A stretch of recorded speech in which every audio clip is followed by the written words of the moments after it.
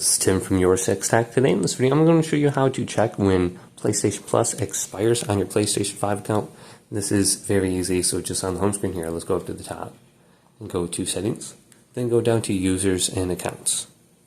Then under here, let's wait for this to load, and we're going to go to Account, and then go to Payments and Subscriptions. Manage your payment methods and subscriptions. Then under here, we want to go to where it says Subscriptions. Manage your subscriptions. Then choose PlayStation Plus. And then under here, you can see the expiration date. Mine is 1/6/2025. Make sure you go ahead and turn off the auto renew. You can go to where it says cancel on the bottom left. Go through the different menus with that. And you should have an expiration date without a auto renew date. So you won't get your credit card charged from there on out.